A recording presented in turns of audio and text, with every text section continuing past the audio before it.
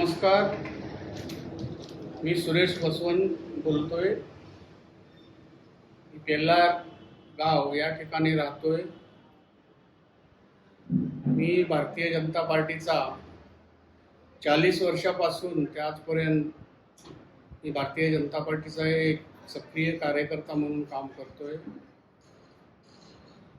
मी सौरासाहेब, वनगासाहेब यांच्या सर्व निवडणुका कार्यकर्त्यांसह मी लढवलेल्या आहेत.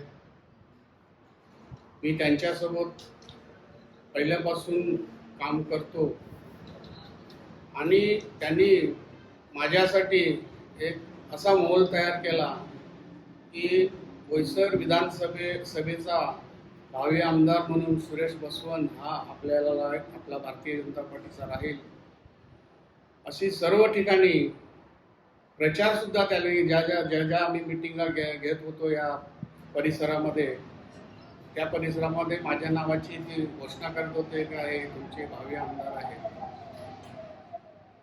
आणि 2015ला ज्या निवडणुका झाल्या त्यामध्ये मला नामनिर्देशक पत्र भरण्यास सांगितले की आमदाराचं तिकीट मिळेल. मला असं पण माहीत पडलं की सुरेश बसवंत यांचंच एकच नाव लिस्टमध्ये आहे बोईसर विधानसभेमध्ये.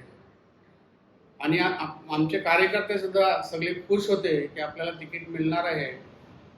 आम्ही वाट बघितली, पण 4-5 दिवस अगोदर अचानक त्या ठिकाणी जगदीश धोडी याला उमेदवारी पक्षाने दिली आणि त्यामुळे आमचे कार्यकर्ते नाराज झाले होते. पण मी त्यांना समजावून सांगितले, बघा भारतीय जनता पार्टीचा जो कोणी उमेदवार दिला त्याचं काम आपल्याला करावं लागेल. आपण एकनिष्ठ भारतीय जनता पार्टीचे कार्यकर्ते आहोत. आज या वसई पूर्व भागामध्ये आम्ही गणेश गुरकुंड हा आमच्या जोडीला आल्यापासून संपूर्ण वसई पूर्व पट्ट्यामध्ये आम्ही एवढे कार्यकर्ते वाढवले की भारतीय जनता पार्टी आज आम्ही पेल्लारमध्येच लोकसभेमध्ये सुद्धा या भागामध्ये मुस्लिम माहोल असताना सुद्धा लीड घेतलेली होती. आता वसई विरार शहराच्या निवडणुका लागल्या आणि त्यामध्ये पेल्लारमधून आपल्याला तिकीट मिळेल अशी अपेक्षा सर्व कार्यकर्त्यांची होती. आम्ही अपेक्षित आहोत असे आम्ही फॉर्म सुद्धा भरले होते. परंतु ज्यांच्यावर तिकीट वाटपाची जबाबदारी दिली होते त्यांनी कुठले राजकारण केलं काय माहीत नाही आणि आम्हाला शेवटपर्यंत एबी फॉर्म दिला नाही. आम्ही नामनिर्देशक पत्र भरून ठेवले होते आणि आम्ही वाट बघत होतो की आपल्याला एबी फॉर्म 2 दिवस अगोदर देतील, परंतु आम्हाला एबी फॉर्म मिळाला नाही.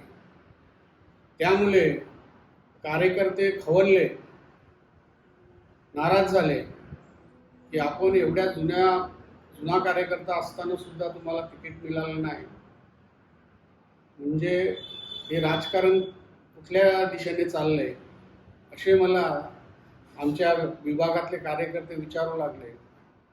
मग त्यांची समजूत काढण्यासाठी मी त्यांना सांगितलं की बघा आपण भारतीय जनता पार्टीचे कार्यकर्ते आहोत. तुमच्या सांगण्याप्रमाणे आपण भारतीय जनता पार्टीच्या वतीने तिकीट मिळालं नाही तरी सुद्धा आपण अपक्ष म्हणून निवडणूक लढू आणि जिंकून येणारच आपण आहोत.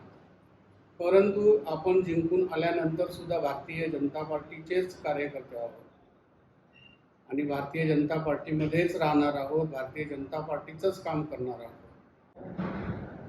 आज आपण एवढ्या वर्षापासून आपण भारतीय जनता पार्टीचं काम करत असताना एवढी नाराजगी तुमच्या मनामध्ये आहे ती पूर्ण होईल. तुम्ही चांगल्या प्रकारे काम करा.